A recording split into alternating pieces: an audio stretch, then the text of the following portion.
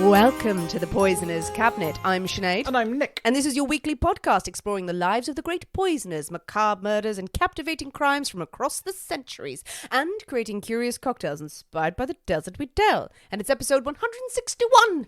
There's a fucking fly in here. Yes, it is Really buzzing right annoying. around your head. Right, I don't smell that bad. This fly says different. I've read books, i.e. comics, that show that flies mean that you smell. Right, yes. Yeah, it's a surefire sign. Yeah, that's upsetting. How are you, Nick? Oh, well, apart from smelly. It's a hot day. It's a hot day. Yes. The heat wave. We're in the fucking heat wave, remember? The heat wave, which one of our darling Patreons did give us the Yes. description of what a heat wave is. For those of you who don't know, over here in England, it's basically summer. That's all it is. Yeah, it's basically summer. mildly warm. It's warm. It's nice out because we're so not used to nice summers over here. It's just in the past. In the past 30 years ago, maybe. For the past 15 years or so. Not in June. I would argue that it usually kicks in around about July, August. Nah, That's why everyone's saying it's a heat wave. They go, it's unprecedented. it's not. It was unprecedented apart from last week. You should really do the weather, Nick. Yes. You just spend the whole time yelling at people. Absolutely. Well, episode 161. You're well, happy, Yes, apparently. surrounded by flies. Surrounded by flies. Oh, good. Any poisonings this week? That fly. Oh, he's gone. Oh, he took the hint. Yeah. You've scared him Or I've off. silenced him with my scorn. And now a very chastened fly who's sitting in the corner thinking about what he's done. He knows who's boss. I am Lord of the Flies. No, that's not right. Have you read that book? Did you just look at the title? I just look at the title and go, oh, that sounds really cool.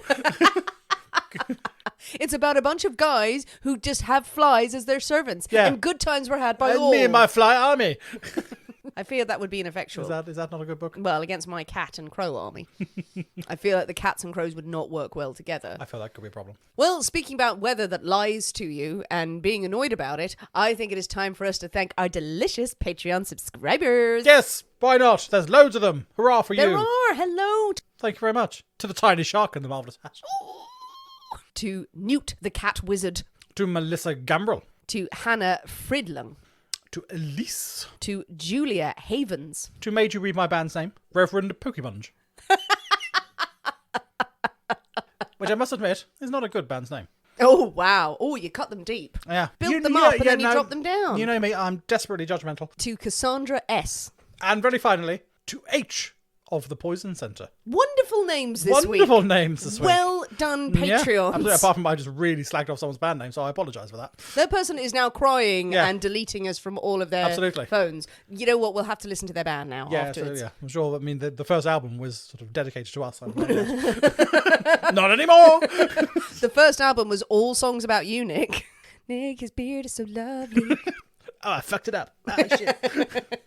Sorry. Excellent, excellent Patreon names. We like it when people get creative, and there has been a lot of you. So yes, we encourage you, be creative, but also please send us a note of what your real name is in case we need to send you anything. Yes, it's not easy to. Yes, Tiny Shark and the Marvellous Hat. Number 3. Yeah, feel free to add that. We'll add it in notes as well. Or if you just want mail sent through to you in that way, absolutely fine. Crack on. But yes, we had fun on Patreon this week. We took a trip to the Arctic. We did. We did. We went to colder climates to combat the heat. And we talked of mysterious... Terrifying things. Yeah, sort of pretty scary. Yes, lost expeditions that resulted in murder. What more could you ask, really? And a return from our old friend Poison. Yes. There was Yes. an alarm. There was an alarm. It was alarming. So we did that. There it is. Also on Patreon as well, all of our subscribers got a lovely preview of new video content that we're doing. So we are doing highlights of our episodes, which we're going to release and tease to people. So keep an eye out for those. Yes. Yeah. We also have a shout out this week from lovely Charlie Rose Alice. Charlie Rose has asked for a shout out to her lovely mum, Ellie Norman. Ellie, her mum, introduced her to our podcast while they were doing trips between Chippenham and Derriford Hospital. I'm sorry, I made them very jolly. You made them very jolly there and went, oh shit. It might have been a nice trip to the hospital. I mean, You who don't doesn't know. love a trip to a hospital? I mean, obviously that was a bit stressful, I'm sure. And they said no matter how stressed and worried we were, when we got in the car and played your podcast, you guys always managed to make us laugh and keep us intrigued. I'm very grateful to her for introducing me, and I know you're her very favourite podcast broadcasters ever. Thank you so much for all the enjoyable hours and all the hard work you guys put into it to make sure that they're factually accurate and hilarious too. You're the absolute... Oh, that's lovely. Alice, Well, Alice. Huge love to you both. Big love to you and your mum, Ellie. Thank you so much for being wonderful fans. Thank you very much. And we are happy to shout out and say, everybody, praise these people. Quite. Worship them. Well, Nick, are you ready I think so. to drink cocktails and talk about poison? Ooh. Or could drink poison and talk about cocktails What about the wine? that you're quaffing. Yes. It's a nice wine. The pre-podcast wine. The pre-podcast, the pre-cocktail cocktail Is has wine. now been surpassed by the pre-cocktail wine. Well, while sipping your wine, what Yeah. do you think? Let's have a cocktail and wine. Excellent. Great. So what could possibly go wrong? Let's go with the first one. Hooray, hooray, hooray. It is Nick's story this week, but we can't possibly have a story without a cocktail in hand. As you know, dear listeners, every week we choose a secret ingredient that is inspired by the tale that we tell, and it will flavour our cocktail of the week. Nick's story, so his pick, and the secret ingredient is... It's Monopoly. Monopoly! Who doesn't love a game of Monopoly? It's an odd ingredient. It's interesting. Yeah. Yes, I like it. Monopoly, the greatest poison of them all. Yeah, yes, absolutely. it has caused many. Greatest motive of them all, I would imagine. Yeah, many a thrashing, Yeah, absolutely. many a stormed out, many a divorce, I'm sure. No doubt. Many a family feud at Christmas. Indeed. How are you with the Monopoly? I enjoyed the Monopoly as a kid because you played it at Christmas. Oh, okay. But that was before I knew about other board games. Yes. Was that your gateway When board I game? found there's more games in the world than Monopoly, I was like, I don't want to play Monopoly anymore. It's dreadful. But did your family get on when playing Monopoly? Usually we got bored before the end. It's one of those games that can take 4 weeks Yes. to play. Yes. And usually, eventually, someone will be pissed. Usually you. At 7, Yeah, swilling your wine around. and then everyone will go, oh, it's fucking bedtime. Let's go.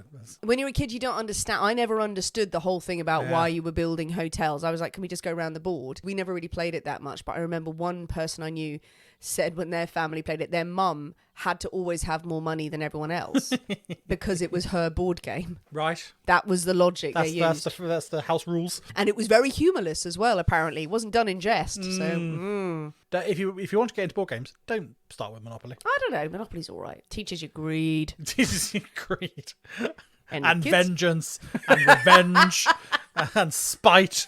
and how to really someone up with a tiny, tiny hat.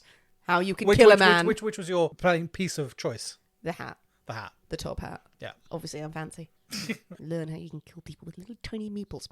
Okay, well, Monopoly opens up lots of possibilities. All right, well, with Monopoly as the ingredient, the inspiration, what have you come up with? We are having Yeah, a Mayfair. a Mayfair. Yes. Okay. Oh, fuck off. I mean, I walked into it, really. Monopoly, it was just like, oh, whatever's on the fucking board. And I did. The most valuable. Oh, is it the most valuable? Oh, okay. Not just your old sort of Pentonville. Old Kent Road. Old Kent Road. Old Kent Road would be good because it's the cheapest. Okay, Mayfair. I quite like. Sounds very elegant. Well, quite. Sounds fancy. I'm expecting fancy things. Well.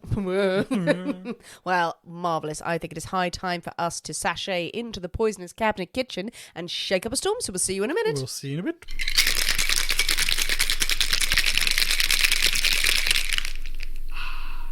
And we're back. Hello. So, Nick, we have the Mayfair. I'm disappointed it's not purple. Yeah, I was thinking you were going to pull purple out of the bag. I should have, yeah. A few drops of something. Absolutely. Just thinking of it, I should have made it purple. I'm disappointed you don't have a Monopoly board, but also not surprised. Yeah, after my bitching about Monopoly, but moments ago. Why would you not have I it? don't actually have a Monopoly set. There is a Canterbury Monopoly set one can get. There is, yes. I don't have that either. No one has that either. Nobody does. Nobody has it. But it is very, very yellow. It's very yellow. Yes. An orangey hue. An orangey hue, quite like an orange juice. It's not an orange juice, is it? It's just a glass of orange juice. Yeah. Oh, Yeah, just a glass of orange vitamin juice. C, not a bad idea. It's very full as well, so I'm excited. Hey, hey. A long drink. Well, it looks very pretty, so a little smell. Doesn't have much of a nose. Well, there's not huge aromas coming off it. Well, it looks very pretty. I think it's time for us to taste. Okay. Merry Christmas. Merry Christmas. Ooh. What? Hmm. Ha ha. Yeah. Oh, God. I don't like that. No, I went, oh, God, because I've just remembered something that's in this. Purely because I brought it to you. Yes. And it's really hitting now. That's weird. It's weird. That's weird. Well, second sip. I'd say it's not awful. It's not horrendous. It's curiously fruity. It grips you by the throat very quickly. And yes, it's curiously fruity, but then it gives way to that. So I'm going to guess one of the ingredients. Yeah. It's got a clove. It's got a clove. Aroma. Yeah, absolutely. It's got fucking cloves in it. It's got a clove in it. That I brought from my house. Yes, I text you say, have you got any cloves? Can you bring some? Surprisingly, it's got cloves in. And then I hand them to you and you go, now forget everything you know about cloves. You have never heard of cloves before. These are the cloves you're looking for. So that's the thing, is the aftertaste is really... Clovey. It's like Christmas. But really the start of it, it's fruity. Give me something other than cloves. Honestly... Oh, I'm going to hazard a guess. Okay. Peach. No. Fuck. Not a million miles away. Apricot. Yes. Am I right? Yeah, apricot, yeah. Hey! Apricot brandy. Is it Southern Comfort? No, just apricot brandy. Oh, is it? Oh, okay. I don't know the difference. Apricot, Southern Comfort is peach.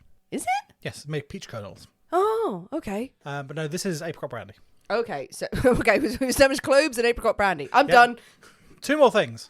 Two more things. It feels like there's a lot in there. I'm not getting citrus. Maybe it's lost. I'm not getting much sharpness, so I guess lemon? Nope. Lime? Nope.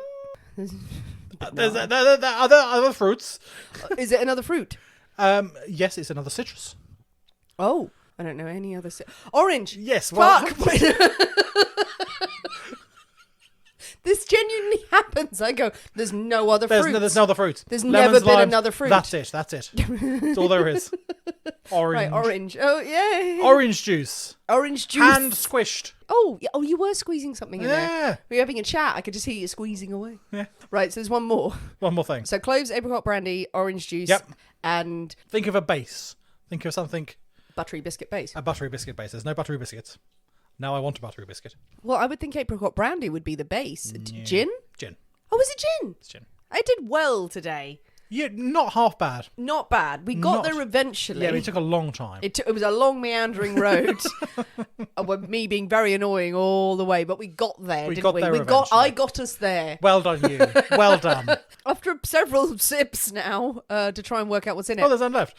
It gets better. It's not that. I won't make it again. It's not awful. It's not exciting. Nah. Disappointing Mayfair. It's not bad. The first sip was awful, I must say. The first sip was so sharp, and then it was just cloves. Yeah. So I'm not getting that overpowering cloviness, personally. Did you just put more cloves in mine? Yes. Crush pretty them much. up. Just crush them up. It complements the apricot quite nicely, because it kind of turns floral. That's one of the nice things about it. Yeah, clovey. I mean, cloves go well with orange as well. Yes, they do. In a very Christmassy sort of vibe. But it's not like the Mayfair expensive, classy. I don't know. It doesn't really seem befitting of the name. And this is actually an old one. This has come from the Savoy, so this is sort of 1920s, 1910s. This one was first developed, and it was named after Mayfair being a very exclusive area and blah blah blah. Still is. Still is, absolutely. But that's where the name comes from. But it's not overwhelming. It's not world beating. It does seem like an old-fashioned cocktail with just chuck some freaking cloves in there. How do you do the cloves then in it? So I put 2 dry cloves in the bottom of the tin and just give them a good bash with the muddler. Yeah. Mash. And then just what you do? Mash. And then poured the ingredients on. I left it for maybe a minute or so and give it a bit of a stir. So you don't want it to infuse too much because it will be too overpowering, I think. And then just strain it out so you don't get any of the bits. So just break it down a bit. That is enough. Just that sort of 2-3 minutes it has with the spirits is enough to impart quite a lot of flavour. Well, yeah, cloves are very, very, but they're very, very potent, absolutely. You know what? If you swap the gin out for some whiskey, heat it up. Could be an interesting sort of thing. Interesting twist on a hot toddy would be quite cleansing and good, and the vitamin C for the orange juice if you're sick. Yeah, very true. It's not bad. It's not bad. And I'm going to enjoy drinking it. I shan't be sad if I never have it again. No, indeed. But it's just weird. It's just cloves and ingredients. It's just clothes and stuff. There we go. Wonderful. Well, with our drinks in hand. Yeah, absolutely. They're in hand. The Mayfair, we're in the Mayfair. It's lovely. Very nice. It's very fancy. Is it time for a story, Nick? It is definitely time for a story. Woohoo! This is definitely time for a story. Yes. So this week, we have the tale of one of the most audacious heists in British history. This week we are talking about the Great Train Robbery. Of course. You have been itching. I have. I've been going about doing this one for ages. To do this one. And I would not have penned you as someone who was a Great Train Robbery fan. I'm not a fan, but it's one of those things that I just... Can you be a fan? It's one of those things that I remember as a child. I do too. Sort of thing. Now, we're not that old, though. There are many great train robberies out there. Yes. You have the first Great Train Robbery, and then the Great Gold Train Robbery. Michael Crichton wrote a novel called The Great Train Robbery in 1975, which was several years after the Great Train Robbery. The book was about the Great Gold Train Robbery, which obviously cleared a lot of things up about which robbery was which. What? So this is about the one that I heard of when I was a kid. The Great Train Robbery. So the Great Train Robbery. Great Train Robbery. But not about the Great Train Robbery. Not the Great Train Robbery. Not about the Gold Robbery. Not about the Great Gold Robbery, but the Great Robbery. Good. So everything you just said, forget about that. Everyone clear? Everyone clear what's going on? No. Good. But the Great Train Robbery. Yay. But if you are in the UK, you will know of what we call the Great Train Robbery. Yes. Absolutely. It was spoken of a lot in our youth. Was spoken of a lot of in the youth. Very famous. One particularly famous villain came out of it, who we shall go on to. But everyone in the UK knows a little something about it. That makes it sound like we're all complicit. We're all complicit. We all knew someone who knew something absolutely about the robbery. Indeed. Yeah, we're known in all the boroughs. So you might know something, but what was it? What was it? What was the robbery? The Great Train Robbery. Well, to be honest, I really don't know a lot. You know the name. I know the name. I know Buster, a film starring Phil Collins about the Great Train Robber who opened a flower shop. My mum would go, "Oh, let's watch that. You know, the flower shop's still open. I'll take you there one day. You can see the train robber. Just go and point at him."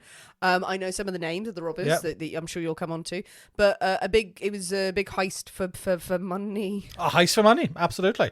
I think that's all I needed to know really about it. So we are venturing back, all the way back, so far back to 1963. It's so far I can't imagine it. So far back. God. Now this is back in the day where everything was transported by rail.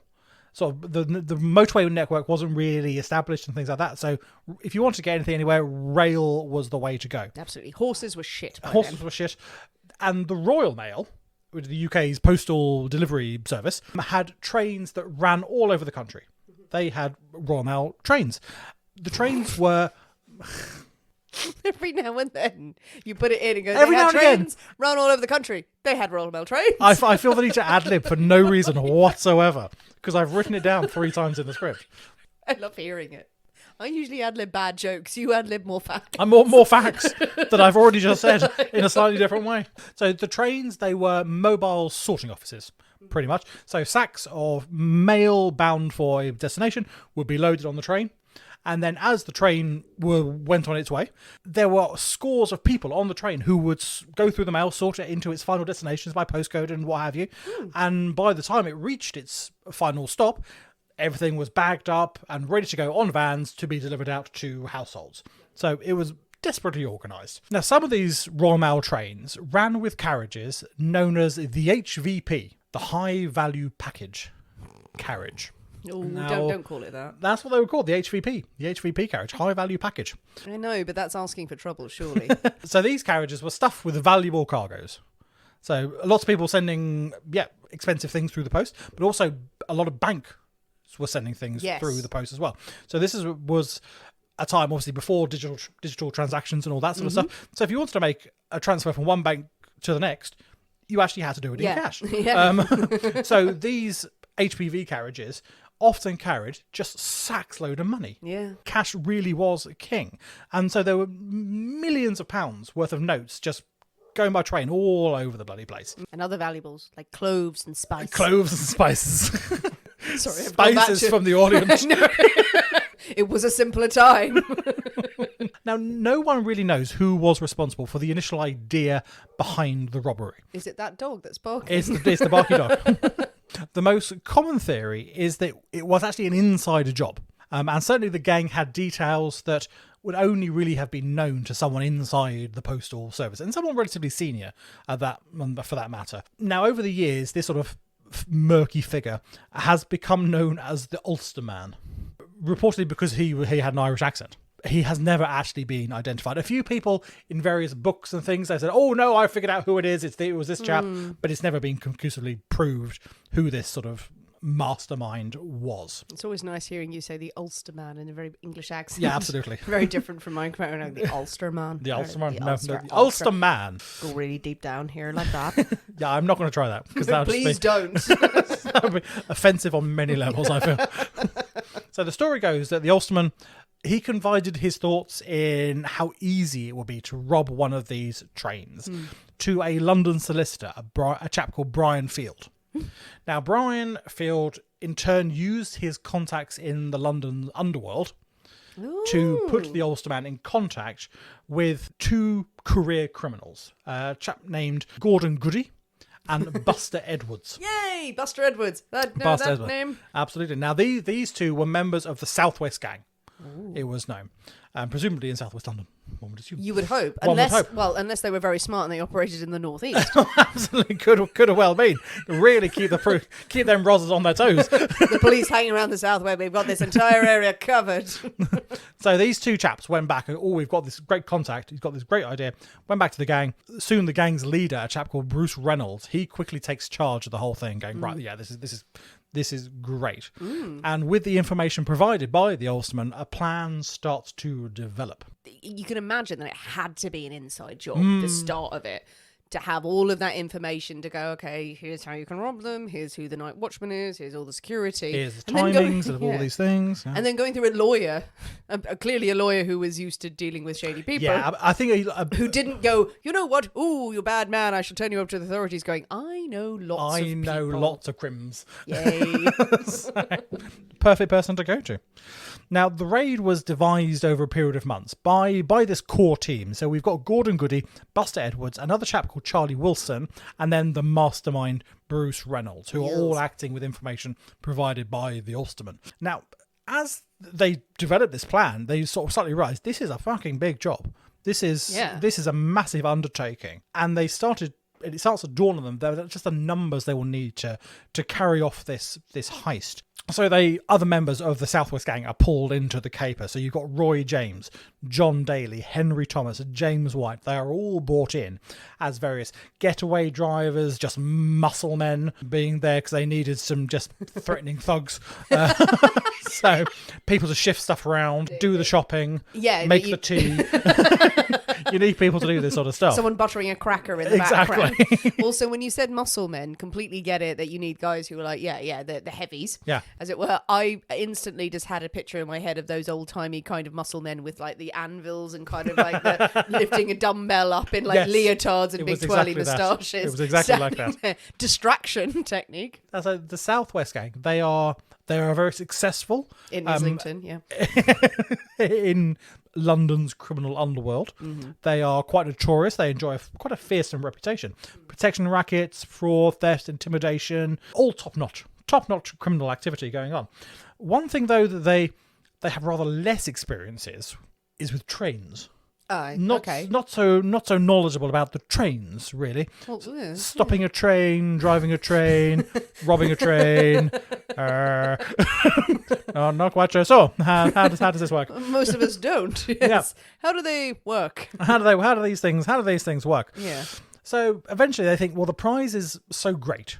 Rather than just go at it and just hope for the best. Yeah. They think, no, we need to get some experts, some more experienced people on hand. So now we have the introduction of the South Coast Raiders. Oh, that's a good name. Yeah, another London gang. Now these they're in the South Coast. There's no coast in London. London out towards the South Coast of way. That bit, the estuary, out towards Essex, estuary, absolutely. Even down towards like Kent, where we are, those sort of places. Yes. Accomplished train robbers. They've done this before. Okay. They know all the tricks of the trade. So these are the chaps we need on board. So in come another group of guys. So all apparently essential in pulling off the heist. We have the leader, Roger Caudry. Then Bob Welch, Tommy Wisby, Jim Hussey, and Danny Pembroke. They all sound like crim names. Absolutely, really do. Absolutely, and yeah. actually, also they don't at all. You just point out these are just names. These are just people's names. But if you say them in the right accent, can you just say them again? And I go, no, you're not going to do it. But yeah, Tommy Wisby, yeah, Danny Welch, Tommy the Slasher Wisby. There were no Terrences there. No, absolutely. But these guys, they have the specialist knowledge that is needed. They know how to rig signals. They know how to couple and uncouple trains. They know about switching points on tracks and all this sort of stuff. One thing they do need, though, one thing they still need, is someone who's able to drive a train. Handy, yes. Handy when doing do this. all of this, they can't just push it. And this is where one of the most famous names associated with the Great Train Robbery comes into play. This is where Ronnie Biggs. Now, Biggs, he was an old associate of the Southwest Gang, but he had a recent stint in prison, and he was determined he was going to go straight. The life of crime was done for him. He was going to go straight and narrow, blah, blah, blah. It didn't take too much arm twisting and the promise of a hefty payday, really, for Bruce Reynolds, the leader of the Southwest Gang, to persuade Biggs to return to his sort of criminal ways, really. Oi. So here, I've got some money. Okay, fine. Okay. It's got to be a tantalising prospect as well, because Biggs, was a criminal. A career criminal, absolutely. But in jail, then coming out going, we've got the heist of all heists. Absolutely, yeah. Go out on high. Go out on high, absolutely. Yeah. So, but his only assignment in this, his one role of this, is to find a train driver. Mm-hmm. Make sure he is ready for the job and he is there at the appointed date and time to be ready. That's all you have to do. Nice. And Biggs goes, yep, fine, absolutely. I'll find someone, know the chap, sort it out. Cool. And he does that. He tracks down a retired engine driver, a chap who's actually only known as Old Pete or Pops. They never actually caught this chap. They never caught him. Oh. So the train driver was never found. It was never identified who it was. He was an old boy, retired. Old Pete or Pops. The gang seemed to call him. Yeah, had a big hat. So now everything was in place. They have 16 men ready to take on the might of the post office. Okay. The might of the post office does not have the gravitas you think it does. It'd be very dramatic. The post office is a powerful and terrible thing. Back then, yes. The post office had their own police force. They did. Back at this time. That I did know. Yeah, yes, they had their own investigative because unit. Everything was by post. The power, can you imagine? Exactly. Nowadays, the post is going, please do stuff through us. Please write a letter. Please. We'll pay you to write a letter. Amazon drivers just flicking V's at them as they go. Yeah. How the mighty have fallen. Poor postal workers. We're with you. So it is Wednesday the 7th of August, 1963. 6:50 p.m, the Royal Mail train sets off from Glasgow. So 10 to 7 in the evening. I wasn't looking confused because I thought you were trying to work out what times were. No, I know what times are. Well, I'm unsure sometimes. Were you looking at the hair? Was that what it was? I was looking up because you said August in 1963, and I thought, not that far off from when JFK was shot. That's where my brain went. Right, it wasn't trying to work out times. 6:50 p.m. Ooh, that's 10 to 7. But thank you for explaining it. It's a pleasure. Carry on. So it's 5 in the morning. It's at some point in the evening. Dusk. The train left Glasgow Central Station en route to London Euston. Good station. A delightful station where it was scheduled to arrive at 4 a.m. the next morning. The train was hauled by a diesel-electric locomotive and was made up of 12 carriages. In total, there were 72 postal office workers on board the train. The second carriage behind the engine was the HPV coach, was the high value coach on there. Ordinarily, the midweek Glasgow to London train could be expected to carry around £300,000 or so on the train, which is a decent haul. This particular train was holding over 2.5 million. And that's 2.5 million 1963 money. Yes, I remember the figure. Yeah, which is about 38 million in today's 38 million pounds in today's money. So that's a huge imagine that much in cash, in banknotes. Good point. That much in tenors. I'm imagining 2 million. Well, yeah, no, I should imagine 2 million. Of course, it'd be the same amount of banknotes. But it would, It's the but equivalent of you value. would have a pound banknotes back then. You'd be Yes, you got £1 You had notes. £1 notes. Oh, do you remember them? It's an awful lot of hard currency to be carrying around the place. A couple of years prior to this, the Post Office Investigation Branch, so the Post Office Police that we just spoke about, had recommended fitting these high-value carriages with alarms, window bars, reinforced doors. They knew the potential threat, potential weakness of some of these carriages. And 3 carriages had been modified with this updated security system, these security features. Okay, cool. Curiously, all 3 of the secure carriages were out of service on the day of the heist. Oh, how convenient. Most convenient. So an old carriage had been brought in to run the Glasgow to London line. Now, some people think this is the result of the Ulsterman's internal scheming to make the job as easy as possible. So, yeah. To be transferring that much money and then just going, oh, well, we don't have any of the good stuff. So, I guess, but it's got to go. It's got to go. There's no choice. There's no reason that there has never been a train robbery like this in UK history. No. So there's no reason to even think that someone might attempt something of this magnitude. And that's their downfall. Absolutely. Plan so for they the things you don't expect. They go fine. Okay, so you can take one of the old carriages. It'll be fine. Mm-hmm. It's no bother at all. Who's going to rob us? Well, exactly. So the train is on its way. There are all these postal workers, say 70-odd workers on board. They are busy sorting thousands of letters into various destinations. They pick up post as they go. Which must be very annoying. Well, it's great because the trains whistle. The trains don't stop. No. So the people on the ground, they hang bags of letters. They're hanging, and they're caught in nets as the train goes past. And the postal workers on board can drop off letters in much the same way. They hang a bag of letters for somewhere out, and then it's caught by a net on the bank. Just hurling shit at people. So all these letters are coming and going all over the place. But so they're all busy there sorting out all their bits and pieces, completely unaware of a rather dramatic turn that their journey was going to take. Now, as the train approaches the tiny hamlet of Ledburn, which is in Buckinghamshire, so we're about 40 miles north of London. So the train has pretty much all made its complete journey, so it's not far away from town, from London town at all. The usually green signal on the line turns red. Stop.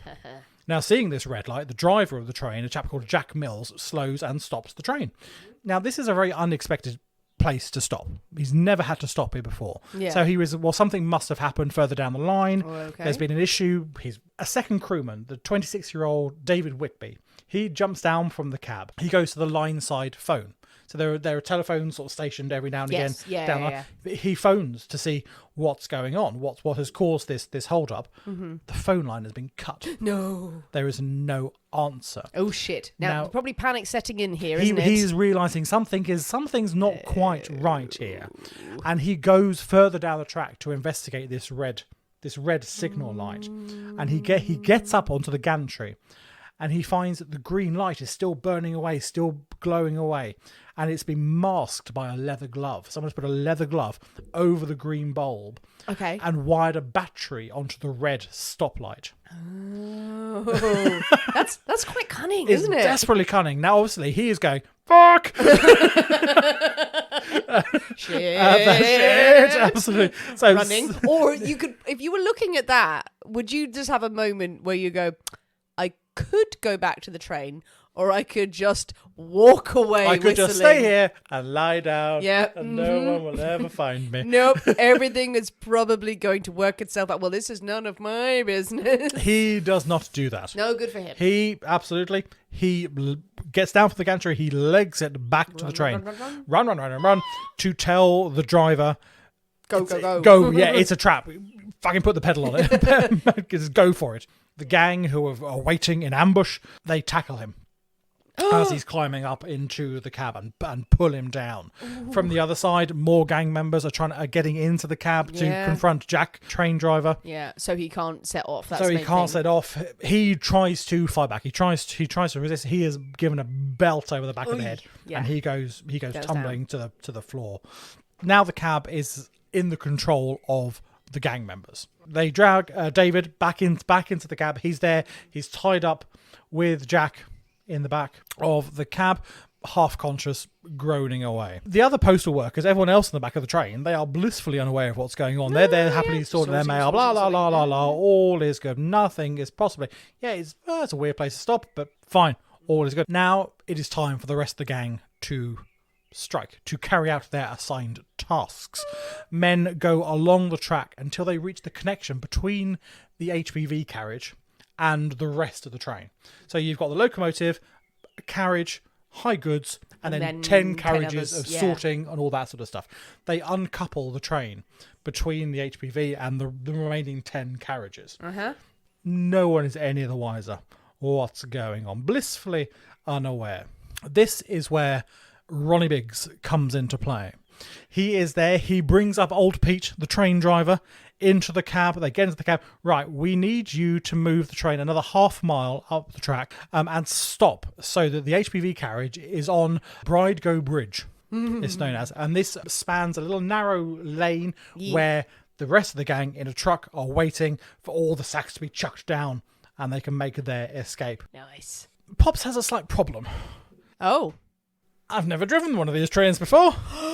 I don't know how it works. Ronnie, you had one job. You had one job, Ronnie. What? And you got a retired old boy who has never driven this type of diesel locomotive before. And he has no idea what buttons to press, no idea what to do. Ah, fuck. It's really... What have you driven? Steam? Well, was just waiting to shovel some coal. Was that it? I mean, absolutely. And old style diesel locomotives. Oh, good Lord. Nothing like this. Diesel. Oh my so God. this is new and fangled and fancy and high tech. Sexy. No idea how any of this works. Ronnie's one job has been to source and supervise this train driver. The train driver cannot drive the train. Right. And it's like, shit. Shitting shit. Biggs and old Pete, they are ushered off the train. Right, go away now. Go and wait with the lorry. You can help with the loading. Okay. Just get out of my sight. You have really screwed up here. They have no choice but to press Jack Mills, the original driver, into service.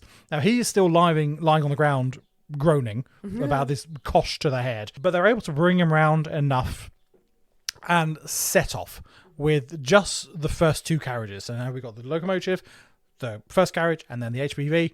The remaining 10 carriages abandoned on the track with the rather oblivious sorters just going la la la la la la sorting away inside. I like the song they're singing as well. Yeah. As the train sets off again, a few of the staff in the HPV carriage, they notice that they have become disconnected from the rest of the train.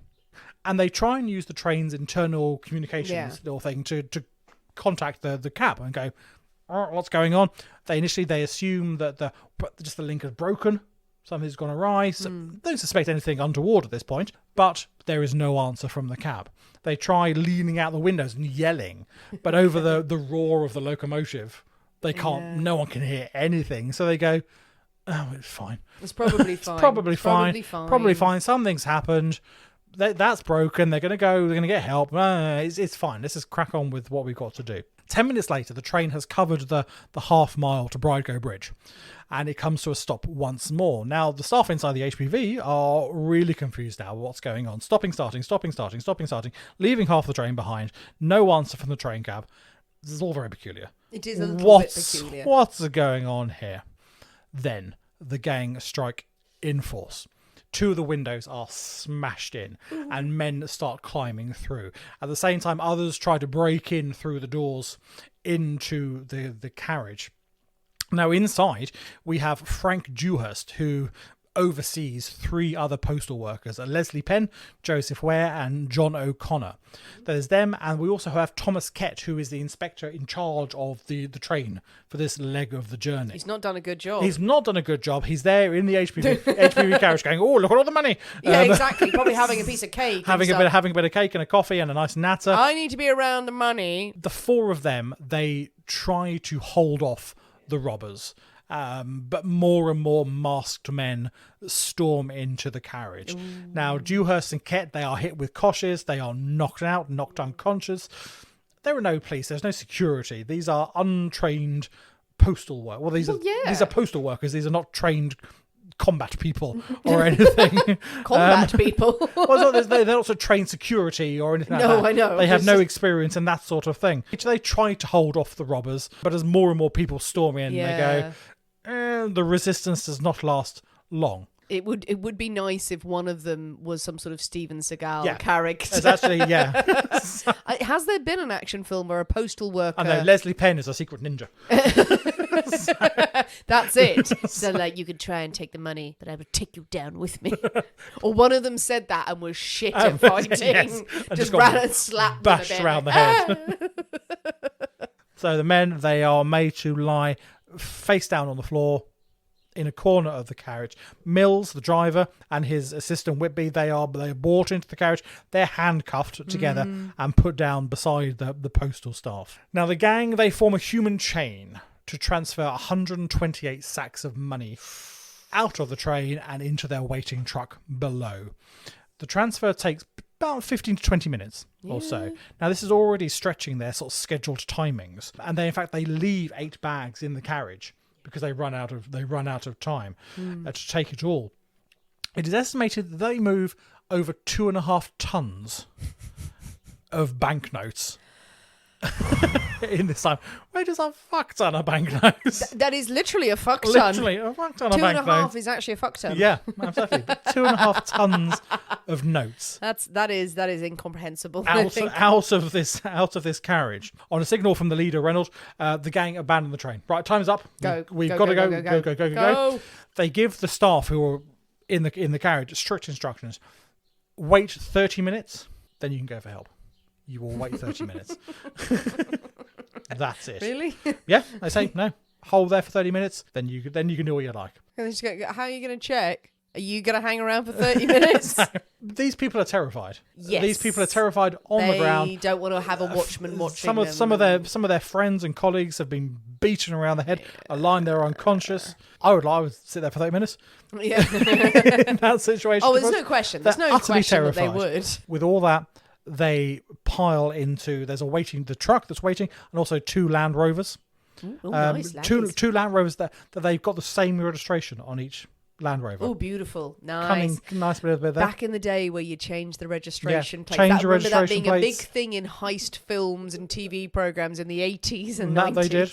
The 3 vehicles, they take off into the dawn, really, now. The whole thing has taken less than 30 minutes. That's amazing. To pull off. Incredible. Incredible, really. And I think it's time for a break. Oh, I think it is.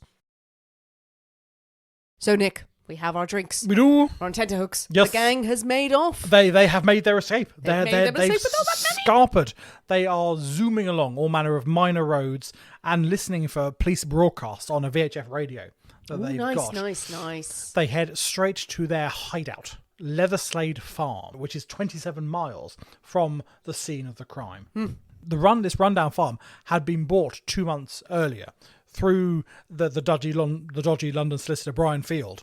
He had arranged the purchase of this farm for them to use as this hideout. Now at the farm, they arrive and they are overjoyed, as one would be. Yeah, they've got 2.5 tons worth of banknotes. Of money. Yeah, millions. They celebrate their success and they count their loot. There is discrepancy about the exact amount of cash that was stolen. The press quote £2,631,684. Nice. The police investigation comes up with a figure of £2,595,997. All this is contained in 636 individual packages, individual parcels. The vast majority of this money, the bulk of this money, is in £1 and £5 notes. Jesus Christ, that's a ball ache to count. Yeah. I would give up. Yep, I don't care how much money there is. I would absolutely tap out. I'd be like, there's no way I'm counting it. There's no way. There are 10 shilling notes in there. There is some Scottish currency. There is some Irish currency. Yeah. Irish pounds mixed in there. All this as well. So they're trying to sort out all this. Sort it all out. So I think probably the highest denomination you're going to get is maybe a tenner. 20 £20. But let's say the vast majority, 1s and 5s.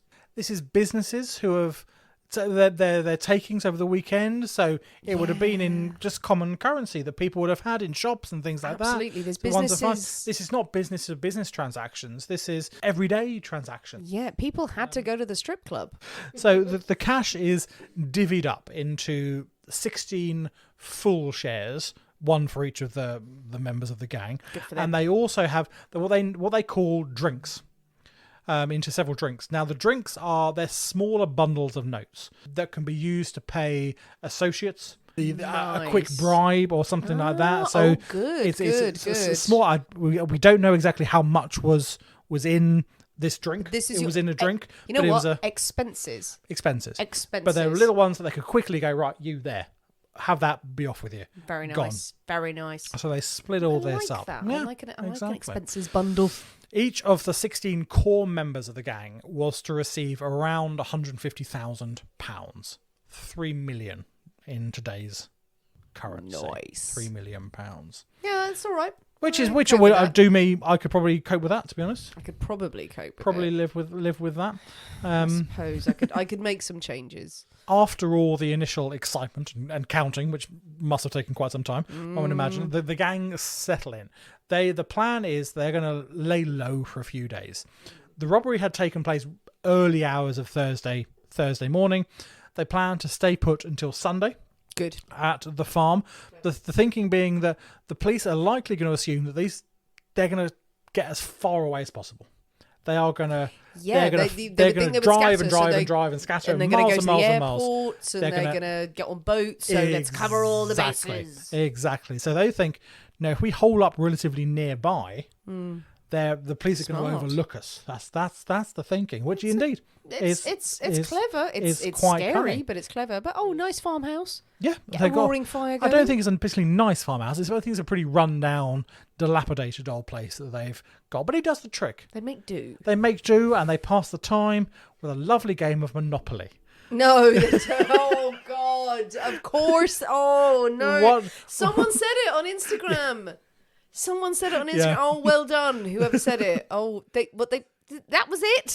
So what they do, they play. The Monopoly comes further down the line, but yeah, they have. Does it? Monopoly is there. They play some nice Monopoly while they're passing the time. Okay. Passing the time. Does Monopoly feature again? It does.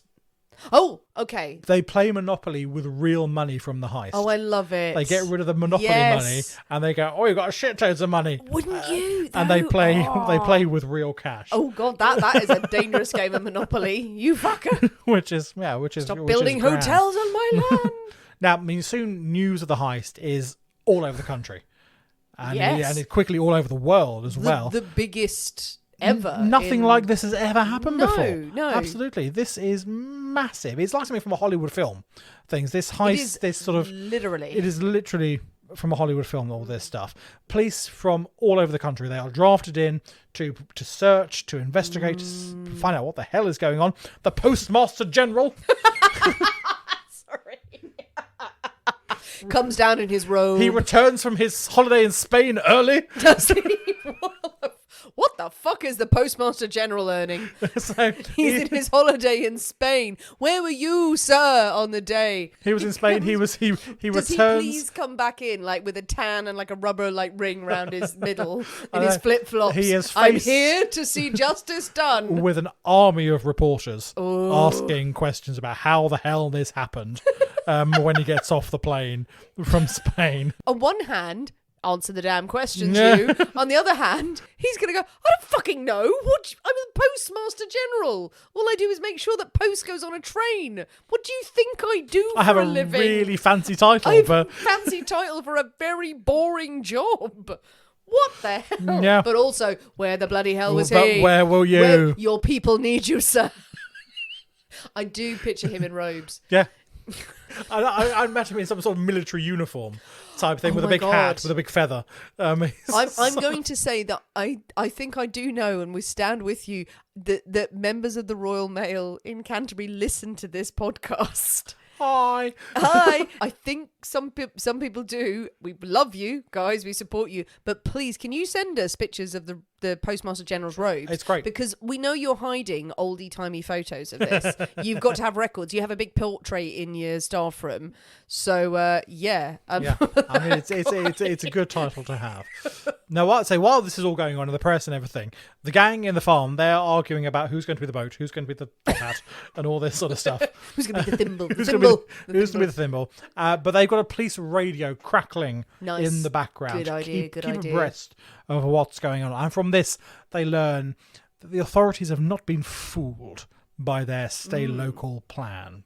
Okay. One of the postal workers who was there has told them about the "don't move for half an hour" remark. Well, of course they would. Yeah, absolutely. But this now leads police to believe that means, well, they are within half an hour. So they take the view that they must be somewhere nearby because they didn't want anyone looking for them for half an hour. So they must have gone to ground within half an hour.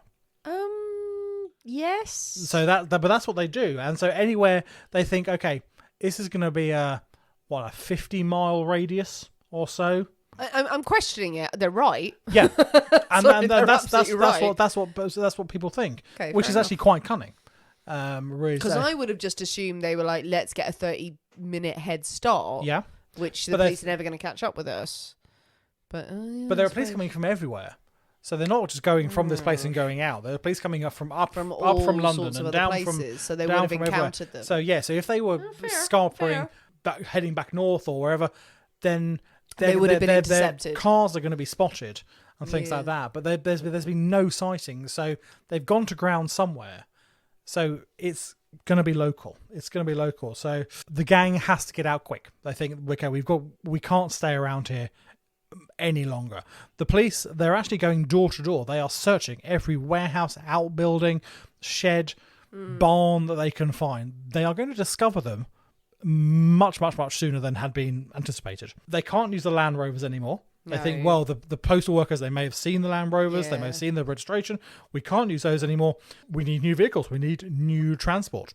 Now, late on the Thursday evening, Brian Field, the solicitor, he arrives at the farm. It was all scheduled. He arrives at the farm to collect his share of the cash. Now, he is told about the new developments, about we can't stay here till Sunday. We need cars. So he actually takes one of the gang, a chap, Roy James, back to London with him. Roy's job is to source new vehicles, to get some drivers, to get to the farm, pick up everyone else, clear everything out, and scatter. Waiting for the new cars to arrive, the gang does their best to hide any evidence they can. They wipe down fingerprints, they cover their tracks as best as they can. Now, soon the new cars arrive. They're driven by Brian Field. His wife, Karen, is one of the drivers. She's turned up. And a new associate by the name of Mark. They're driving these new cars. They load up with the rest of the gang and they get out of the farm. They actually go and hide out at Brian Field's house. Okay. Well, that is to say, lay low, you're back in London. Nice. Keep quiet. Brian Field, he then arranges for this chap Mark to return to the farm and carry out a thorough cleanup. You need to get back there, you need to scrub the place clean. There's not to be a single thing left that has any connection to anyone, really. When you've done that, torch the place. Burn it down. I was going to say, like, just fire ground. will cleanse. Yeah, burn it to the ground. Okay. Mark is paid £10,000, 200,000 in today's money for this job. Go to the farm, burn the shit out of it, never talk to me again. It's an interesting one because you need it clean, but also the fire's going to attract the authorities. It's going to attract attention. So you're you want it cleaned. Automatically think. Yeah, you don't want anything half burnt lying around that's going to link. So you need to get it cleaned out, but then do the rest with fire. Absolutely. Okay. Now on the Monday, Charlie Wilson, one of the original gang members, he rings Brian Field to confirm that the farm, everything's been taken care of. It's been cleaned, it's been burnt, all is good. Field, absolutely, it's all fine. Mark was sorting it out, not a bother at all. And something's niggling at Charlie. Yeah, he's going, something doesn't feel right. He calls for a meeting with the rest of the gang leaders, and they agree, okay, we need to be sure. We need to be absolutely 100% sure this random chap, Mark, who we've never met before, has done this job. They go to visit Field, who is now forced to admit that Mark's fucked off with the money. He's done a runner. Oh. All he had to do was clean up and then set a place on fire. It was a hard job. But 200 grand, he's off. Yeah. He's taking it. Cleaning. Ugh. He's taking it and run. Shit. Now, Charlie Wilson, he has to be restrained by the others for beating the shit out of Brian. Yeah. He's absolutely going to kill this chap. Because that's evidence, But yeah. the farm is the priority. We can deal with this shit later. We need to sort out the farm. We need to get that sorted. They nominate someone else to clear out, burn the crap out of the place, burn it to the ground. But by the time they are ready to go, the police has found the hideout. Oh. I think we're going to have to stop there. Are we? We're going to have to stop there. The police are on their trail. They found the monopoly. No! Stay tuned for part 2. Nick, is it a two-parter? It's a two-parter. It's a two-parter! Oh, you foxed us there. Apart from anyone who's looking at the title of this where I put part 1.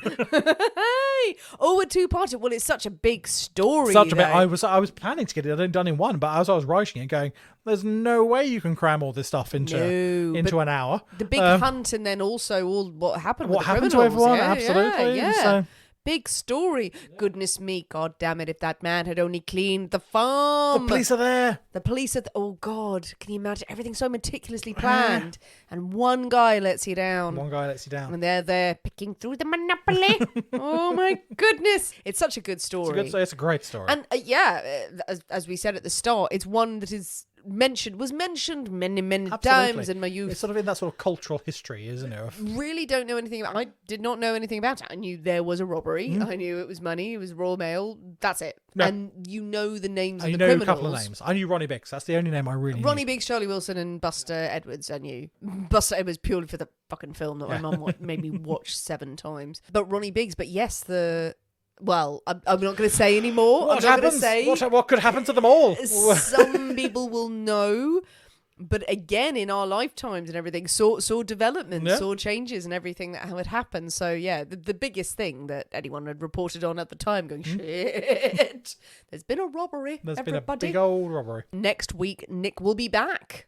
Double whammy from him for part 2 to find out what happened in the Great Train Robbery, what happened to the people involved, what happened to all that money. Yes. If you have questions about elements of this story that you want Nick to cover, please let me know.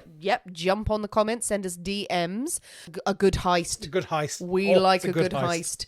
Yeah. And this opens the door for many more heists. That it does. Are there other heists we should be covering? Well, there are many great train robberies, apparently. Apparently so. So we've got many more of them to cover. However, though, I would say when we say many more, you've seen one, you've seen them all.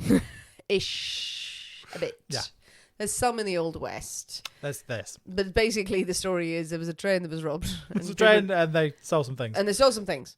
Tell us what you think of this episode so far. Jump on the comments of wherever you listen to your podcast. Send us messages on social media, on Instagram, on Facebook, on Twitter. Drop us an email if you wish. And yes, if there are elements you're looking forward to in part 2, or people or things that you really want us to delve into, send us a message. It's all on Nick to do it. Yeah, apparently so. I'm like, fill your boots. Fill your boots. Fill your boots. I have nothing to do next week. You've got till Tuesday. All right, you've got till Tuesday to get your questions in. Indeed. Tuesday's the cut-off. Weirdly, as well, people might have links and connections. It's incredible so. In the UK how many people say, oh, I knew so-and-so, Yeah, absolutely. or I was there, or I was robbed, or that was my money. I was the train. I was the train. Were you the train? You as a train been affected by all these train-related stories? Most importantly, consider mixing up a Mayfair. Yeah, are there other train-related beverages? Well, we've done train and rail tracks and everything in Yeah, the past. indeed. With, I hope, greater success. I can't remember. We had a Flying Scotsman with the train before That was good. previously, which I think went down quite well. Yeah, the rails. I can't remember what happened. The with rails was okay. The rails, I think the one, it wasn't called the rails. So, are there any other Monopoly-based cocktails that we should have had instead? Well, we've got to think of a secret ingredient next week. This is true. So, yes, you're going to have to think Monopoly of Part 2. that. The drink is okay. It's all right. It's, if you're into cloves... Said no one ever. Cloves is your thing. This would be one to mix up. Yes. If you have If you're toothache... into cloves. People love people have clove toothpaste. That's true. They do clove cigarettes. Well, I mean, look, if you've got toothache, I don't think you're doing that you because drink your troubles I don't know away. if you're doing that for the taste of clothes, though, for just the love of clothes. No, medicinal. It's become medicinal. And also, the hot toddy. Just fucking drink this. I don't know. We're not saying it's great. We're saying it has its uses. We're saying it exists. Much like Mayfair itself. Ooh, political. Ooh, social commentary. That's what we're all about. Mix one up, but send us pictures of any cocktails you are enjoying wherever you are in the world. Tag us in your stories on social media. Come and follow us on TikTok, because Nick has made his debut. Apparently so. Yes, you're on there now. I'm on the TikTok. And people are losing their minds. Whatever we were talking about doesn't matter. Everyone's just going, Nick! And some new people going, who's he? Yes. Well, who's this strange man? Who's a strange man? Yes. But yes, we're smashing it on TikTok. And come and join us on Patreon if you haven't already for lots more Poisoner's Cabinet content every single week. Thanks for listening, guys. We have been the people inside the Poisoner's Cabinet. We will see you next week for part 2. And remember, your loved ones are trying to kill you. Bye.